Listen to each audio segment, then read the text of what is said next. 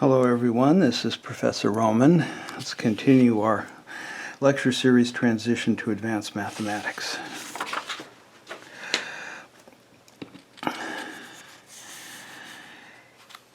We now have the mathematical knowledge that we need to count something really useful, and that is poker hands. When I ask my students if they are familiar with the deck of cards, I get mixed results. Most students are familiar, but some are not. So I can just give you a very quick summary of what's in a deck of cards. There are 52 cards in the deck, and each card is one of 4 suits. And those suits are spades, hearts, diamonds, and clubs. In poker, the suit rankings are not relevant. In bridge, spades outrank hearts, which outrank diamonds, which outrank clubs, but in poker, we don't use suits for ranking purposes. Each card is one of 13 denominations, also called kinds, and they are in order of increasing rank: 2, 3, 4, 5, 6, 7, 8, 9, 10, and then jack, and then queen, and then king, and then ace. So ace is the highest ranking card. A poker hand consists of 5 cards, and so there are a total of 52 choose 5, which is 2,598,960 possible poker hands. So we'll just refer to that as, say, 2.6 million. Just as an example, 2 particular types of poker hands are the flush, which consists of 5 cards in the same suit, any 5 cards, with one exception we'll talk about in a few minutes. If the denominations are all in a row, then it is what's called a straight flush. So that's a higher ranking hand, and we'll get to that detail in a minute. I just want you to understand that flush refers to all of the same suit. And a straight consists of 5 cards with consecutive denominations, and again there'll be one exception. So ace, king, queen, jack, 10. These are consecutive denominations. 7, 6, 5, 4, 3. Ace, 2, 3, 4, 5. Ace can be used as the smallest card in a straight, as a 1, as well as the top card in a straight above the king. It's the only card that has that can play 2 different roles. Actually, the number of poker hands, which is what we're about to discuss, of various types, is less useful to a poker player than the probability of getting a particular poker hand.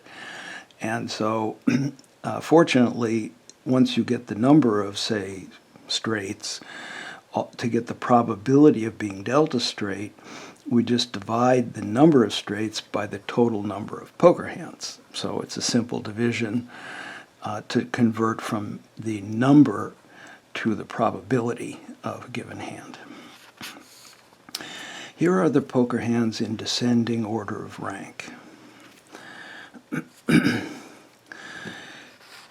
The best possible hand is a royal flush, and this consists of ace, king, queen, jack, 10 of the same suit.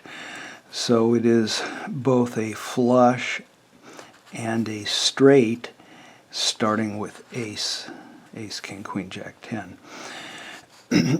Clearly there are only 4 of these, 1 for each suit. So this is an extremely rare hand when you consider there are roughly 2.6 million poker hands and only 4 of them are royal flushes. I've been playing poker for about 55 years, actually closer to 60 years. And frankly, I can't ever remember being dealt a royal flush. The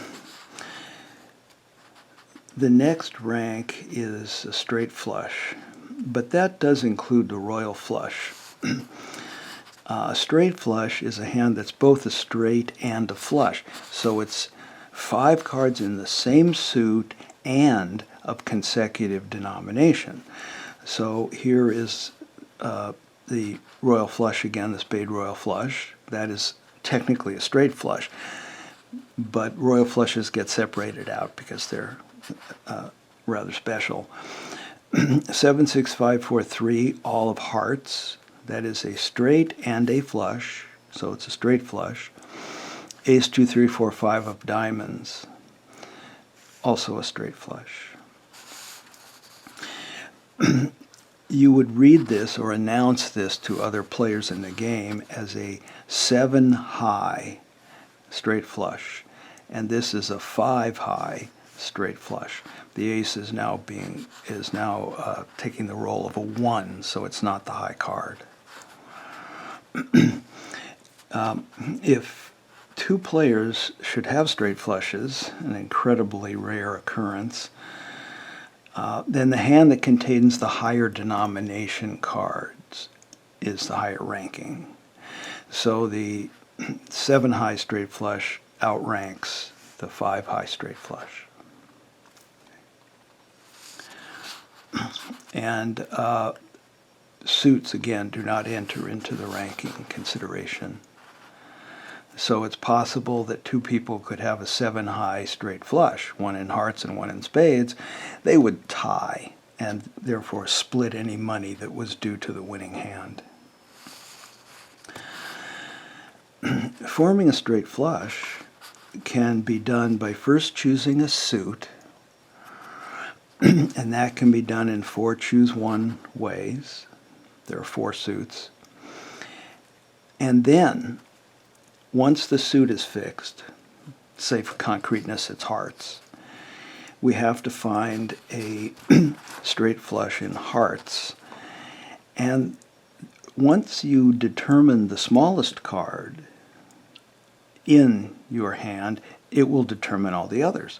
So if the smallest card is a 5 of hearts, then the other cards are 6 of hearts, 7 of hearts, 8 of hearts, and 9 of hearts. So we can categorize or identify the heart straight flushes by their smallest card. And that can be anywhere from an ace or a 1 up through 10. So there are 10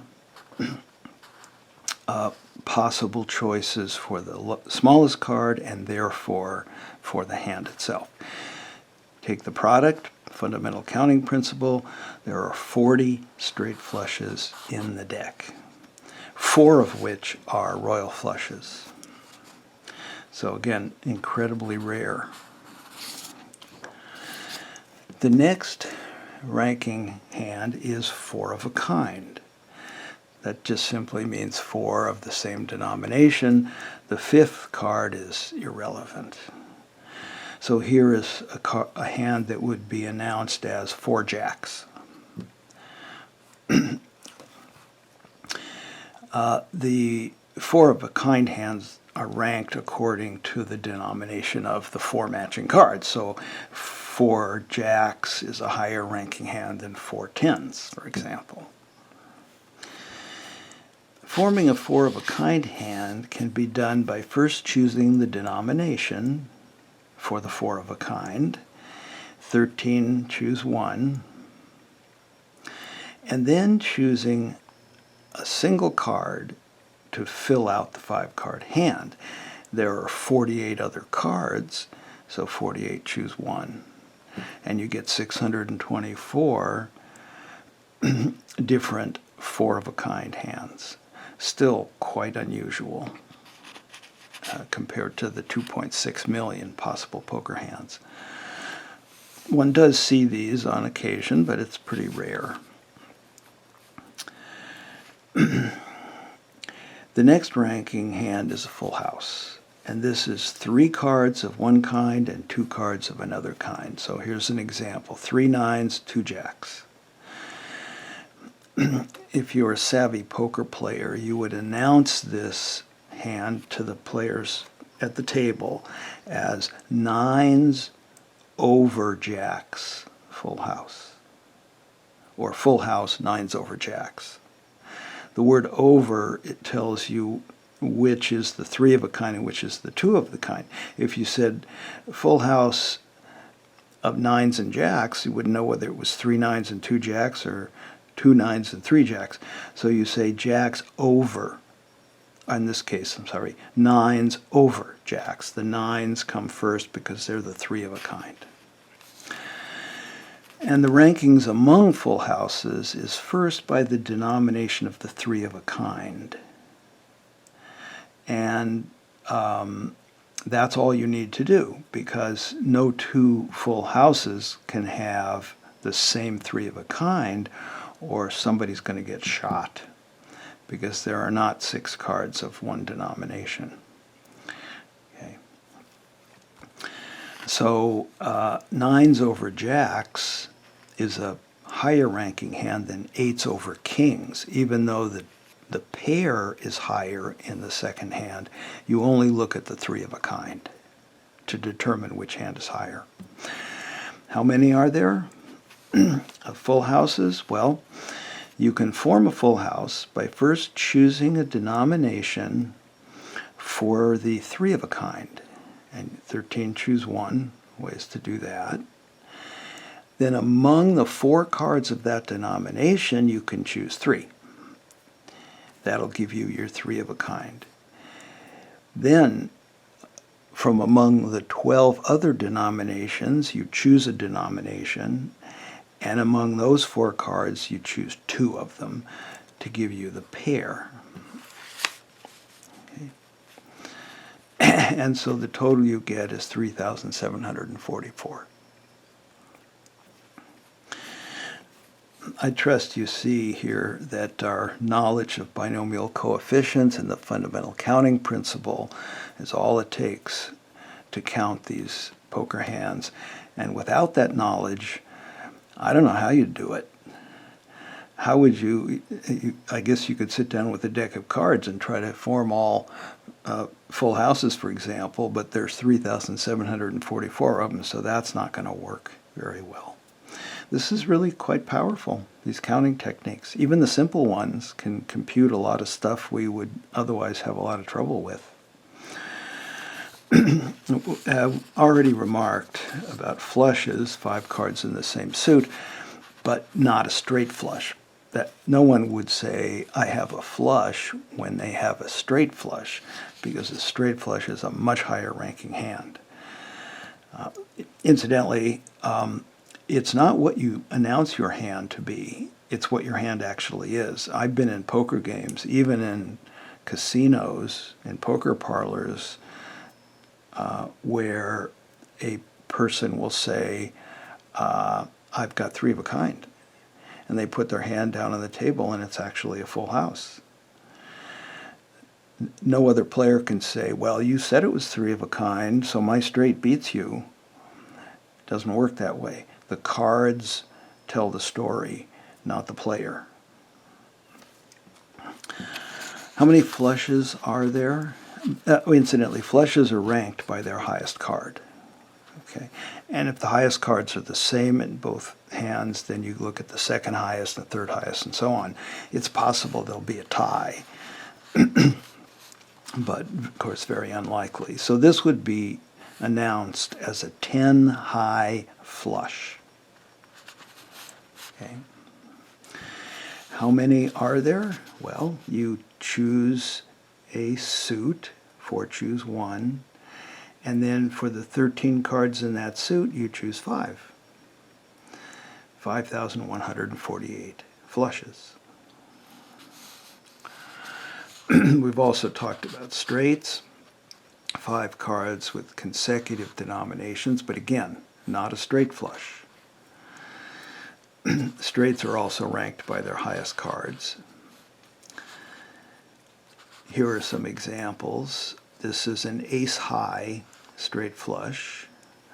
This is a an ace high straight, a 7 high straight, and a 5 high straight.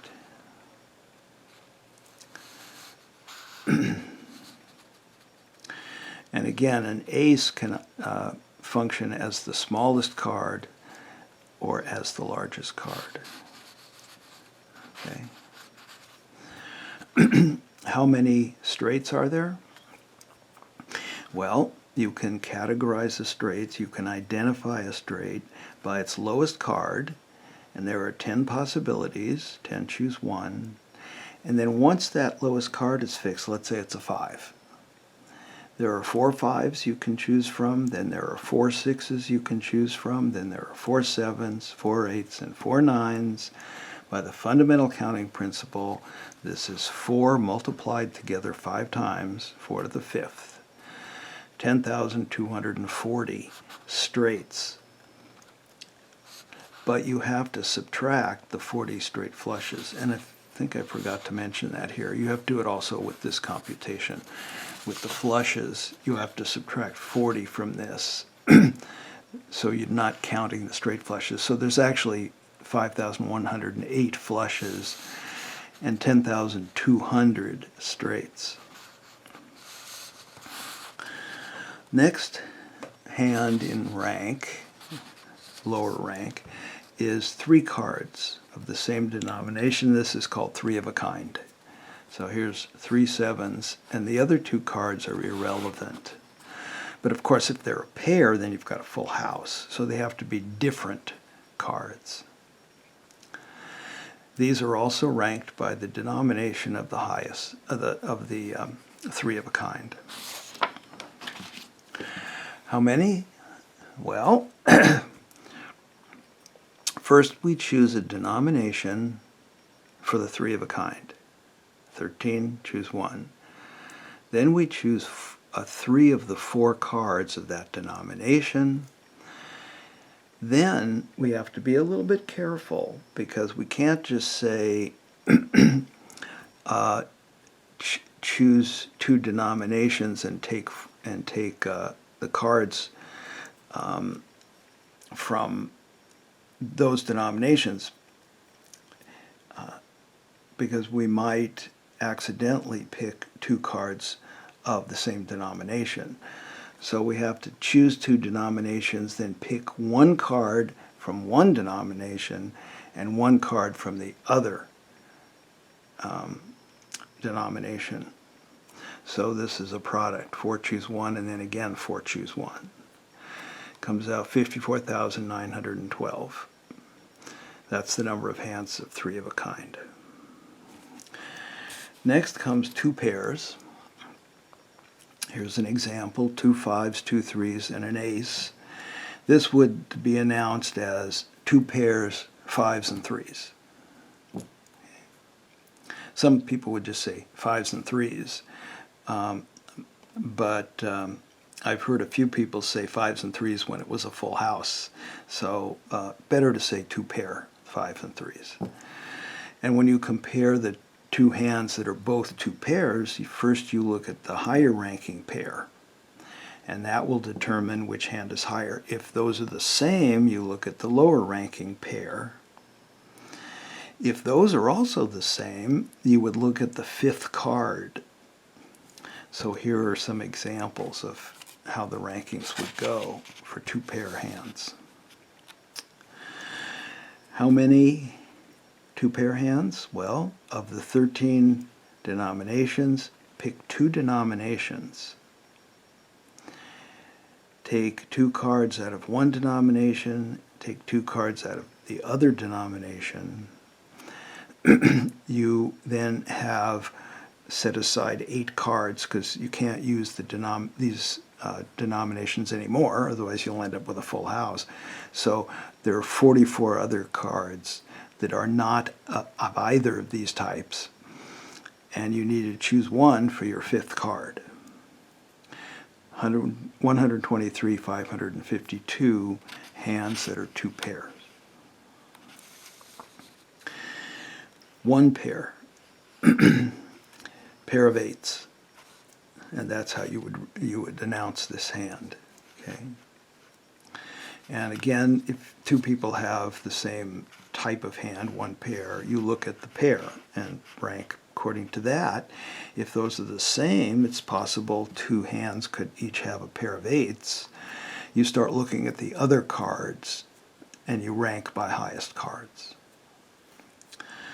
The number of one pair hands, choose a denomination for the pair, choose the two cards for that pair, choose three other denominations, and pick one card from each of those denominations.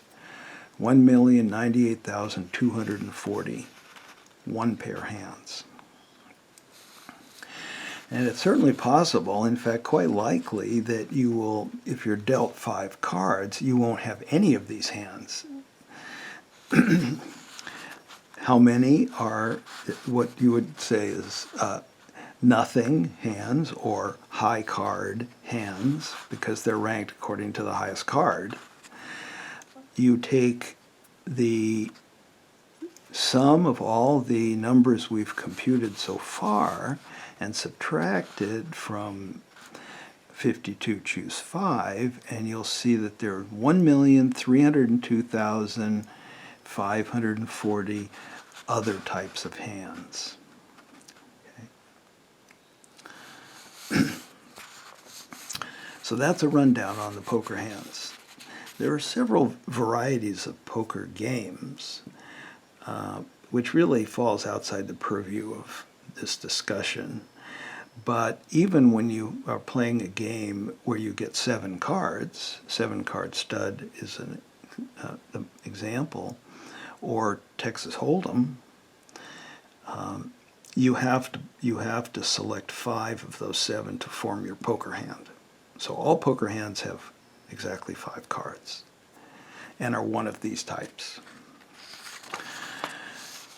As to probabilities, as I mentioned before, you take the number of hands of a given type, say 4 royal flushes, you divide by this 2.6 million, and you get the probability of being dealt, in this case, a royal flush.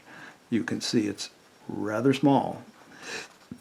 These are very rare. Even the 4 of a kinds are pretty rare, in the 2/10,000ths.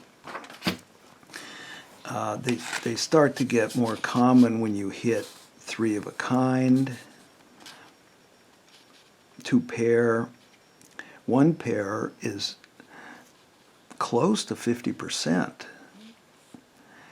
So that's, you get, a pair is quite a lot, actually, in poker. A nothing hand, that is to say a high card hand, is just a hair over 50%. So half the time, theoretically, when you are dealt 5 cards, you will not have any of these other poker hands. You'll have no pairs, no flush, no straight, nothing.